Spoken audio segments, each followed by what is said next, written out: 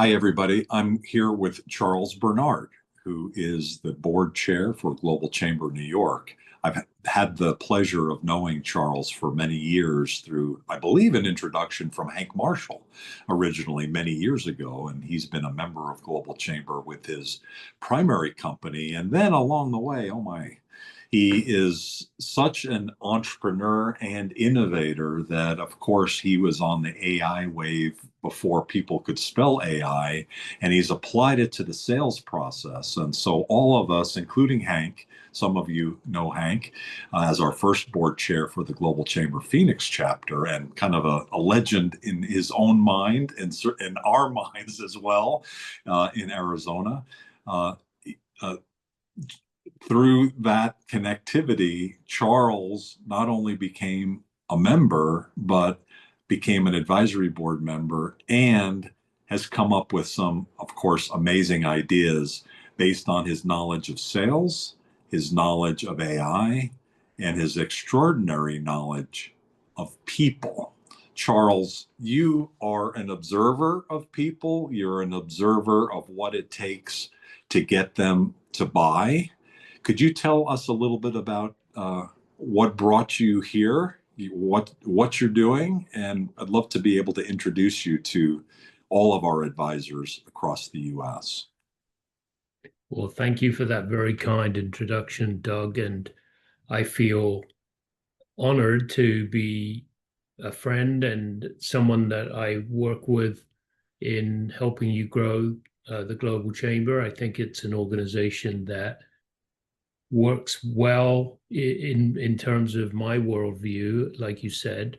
Um, I grew up in the UK and I came over to the US many years ago and started with a big company, General Electric, as a software engineer, and then I was actually put into sales at my client's request because the client said he wanted me to run the account, and then GE viewed that as a sales opportunity to expand the account, which was Mobil Oil before they merged with Exxon, which is now Exxon Mobil. So that's a little bit of background of why, how I started, and the to answer your question about my business and me is because they're kind of intertwined, or they're very intertwined, is that I created a methodology called enabling buying in a world of selling. And the drivers of that methodology are two companies. One is Criteria for Success, which you alluded to. It's been around 20 years. That's more of your traditional sales consulting, training, coaching, mentoring organization. We have a team of people that help there. And then a few years ago, kind of around when you and I met prior to COVID, we've always been in the traditional company working on playbooks, and no one was reading those playbooks. And so, especially salespeople. And so we realized that there was a demand for the knowledge. Companies wanted people, especially their salespeople, to standardize on that information that they could accurately represent to their buyers. But because no one was reading it, it wasn't really working out too well for these companies until AI got integrated into our platform. So we literally developed a brand new playbook structured platform where the person doesn't have to read any of the playbook. AI helps develop the playbook, and our APIs, our AI that we put into the product will allow companies to, whether it's salespeople, marketing, operations, anybody involved in revenue, to go to the coach, which is the AI, and ask it anything. I have a client, they're not getting back to me, or I want to research this company, or I want to generate a proposal, or can you help me structure my week?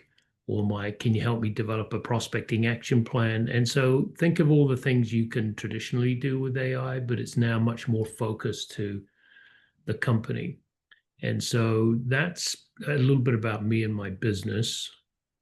Did you want to know about the connection to Global Chamber? Is that the next thing?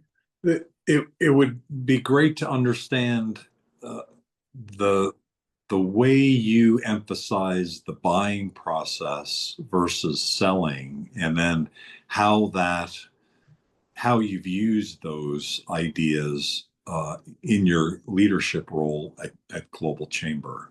You have a unique view of the world. You apply that to get companies to be successful. You've been successful as the chair of Global Chamber New York. I think it relates.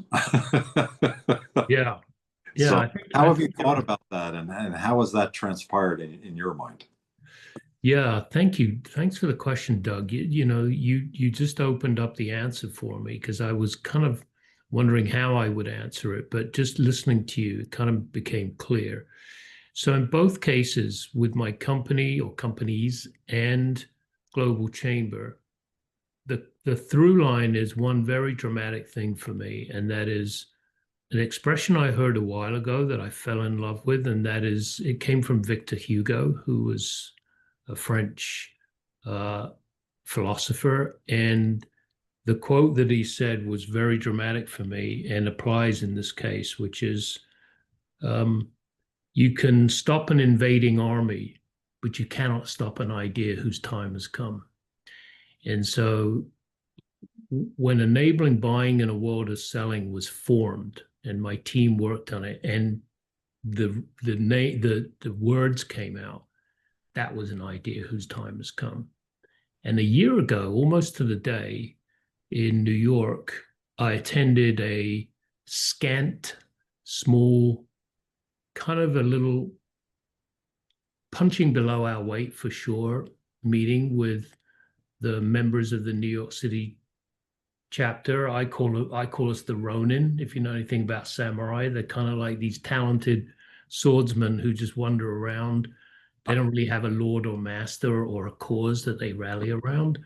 And so it was like, I think you were there. I pounded on the table. I was angry. I was like, how is it that we have an amazing organization led by you, Doug, with 550 cities around the world, and New York City is no place?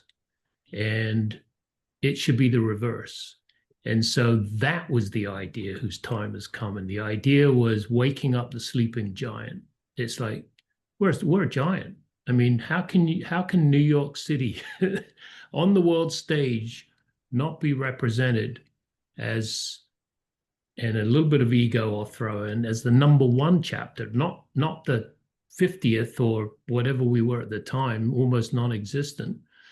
And what happened at that moment is where I stopped taking credit, because it's almost like the moment the words left my mouth, for the people who were in the room, who was Susan Asadi, the executive director, and a few others, and you, I think Cesar was there. It's like, yeah, why aren't we the number one? And so it wasn't that difficult to pursue a mission to really get this chapter in shape. And so,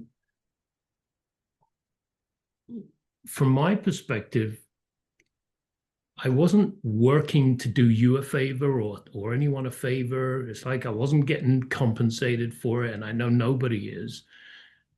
But if you can somehow integrate your worldview, like you so elegantly said, I think if you can integrate your worldview with someone else's worldview, some other organization's worldview, which is what I feel is the case here. I would never do this if I didn't think our worldviews were integrated. So it's not like I think of I'm a member and I run my business. It's almost like I am my business. I am the Global Chamber. And my wife, at the time, we're amicably divorced, but at the time, back to when I was with GE, she would laugh and say, Charles, because I was the number one performer in sales. And sorry, I froze a little bit. I hope you can still hear me. Yes. she would laugh and said, "If we rip open your shirt, we're going to see a giant tattoo of GE on your chest." And I said, "Yes, Mindy, because when I talk to my customers, I don't talk about GE, I am GE." And I feel the same way with Global Chamber. I don't represent Global Chamber, and I hope this isn't insulting to you because I know you're the CEO, but in a way, I assume the role of CEO because I have a belief system that if you have an employee base or if you have an organization with 10,000 members and you ask what percentage of the responsibility of the success of the organization belongs to each of those 10,000 members, one answer could be it's 1/10,000th of a percentage. But that's not my answer. My answer is 100% because it's 100, 100, right? So like a marriage, 50% each person responsible for the success of the marriage, or is it 100, 100? And so that to me, and I think everything else flows. Like, yeah, we put some good people in place, and yeah, we got some good members, and yeah, we have some good outreach, and yeah, we have Doug and a wonderful support system and a great team. But what I often see, Doug, is in the absence of that worldview, in the absence of that vision and mission, that each board chair integrated with the executive director, because that's a big piece of the formula. Like Susan Asadi is the executive director of New York, and we're glued at the hip. You know, she has her way of doing things, and I have my way of doing things. But together, we recognize that it's not her or me; it's her and me.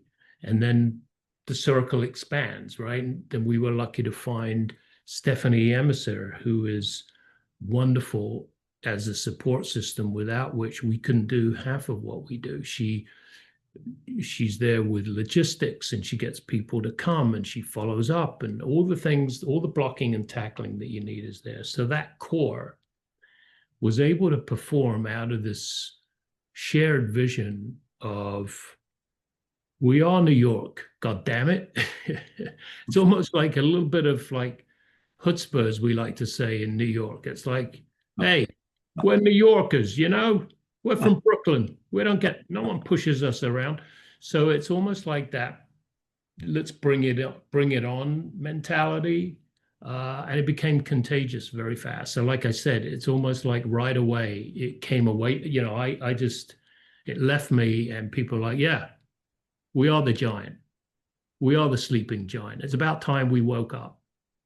And that message, that simplicity of that message, awakening the sleeping giant in the city that never sleeps, literally was kind of our tagline, and it remains that.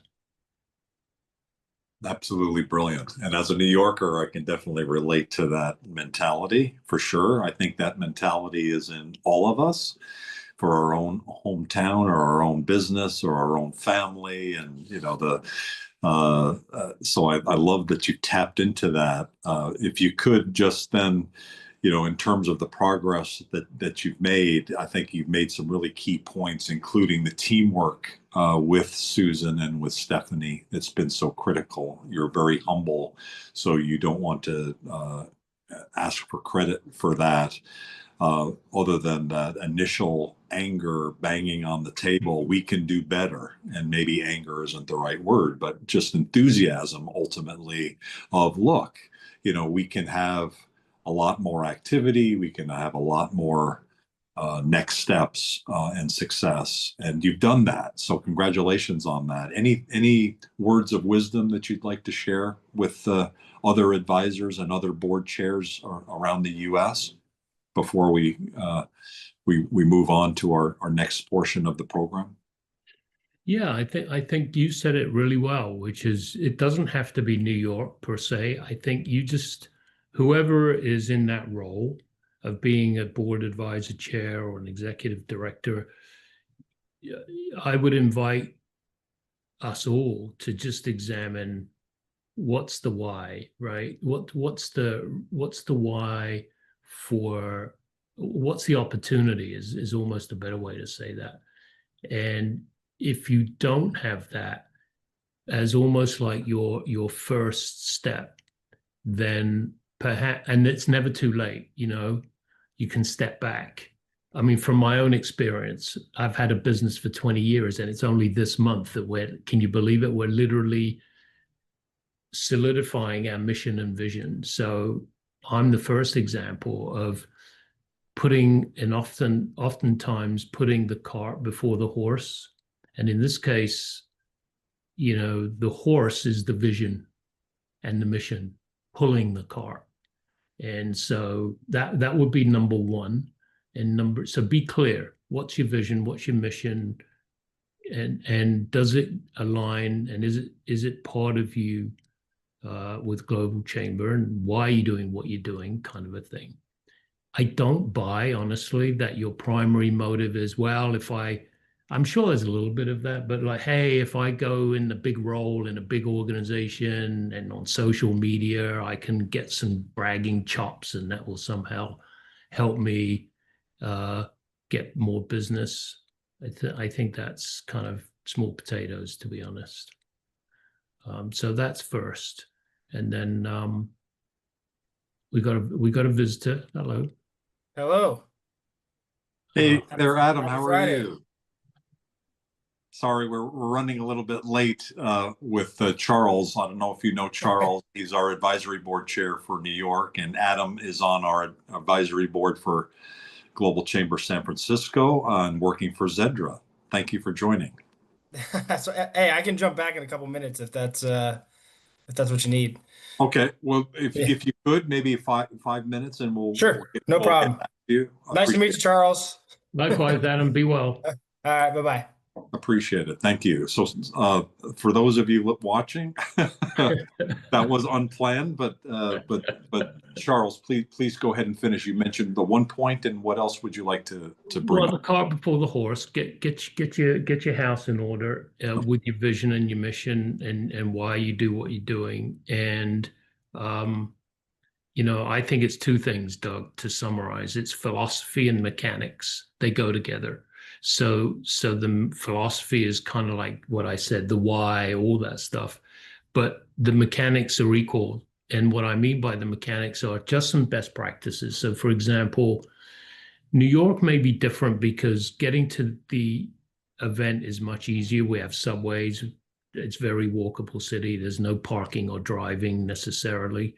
And so with that said, I think a really big mechanic, if you will, a big logistical mechanic is I insisted that we would not do hybrid. Hybrid is, in my opinion, a distraction. What I mean by hybrid is you have an event in person at a conference room, then you have a screen. We've got participants from, remote participants. They're on Zoom. They never work in my mind. There's always a wondering, what is that person doing? Their camera's off. They're making noise. They don't understand the question. So we decided to separate the channels. So we would have an in-person event every fourth Thursday of the month at a wonderful place. We have a great host, Steve Nikakiris from CBiz, and he's been very generous in making a wonderful, lovely conference room with food and drinks. He always brings that in, or they provide that. And then we have another event for people who couldn't make the in-person or who just want to do a second round, and that's all Zoom, only Zoom. So that was important. And like I said, if you don't have someone doing a lot of the logistics like Stephanie is worth her weight in gold.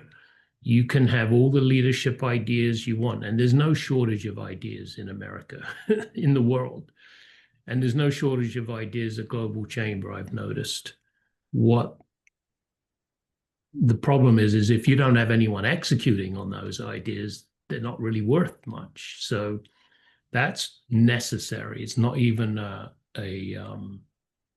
so you've got to be clear-eyed as a leader. Who's the go-to?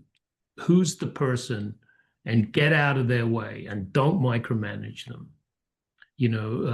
I learned years ago, give people responsibility, don't give them tasks. I mean, you can give them tasks, but responsibility first. Like, I would like it if you could make this event happen. I would like it if you could track membership attendance. I would like it if you would own the certificate program. So we put in a recognition every in person, we have an award. You'd be amazed. People take these awards. They're on beautiful paper stock. Stephanie, the person I've been mentioning, created the layout, and it looks wonderful. And we have people, some people in some really large companies, literally speechless because they got an award recognized by 20, 30 people in the meeting. And they frame it, they put it up on LinkedIn, we take pictures. So celebrating people, giving them the space. And then, for God's sake, let's not keep talking about, let's announce stuff on Global Chamber. We have this event, we have this other event, and here's this thing that's happening.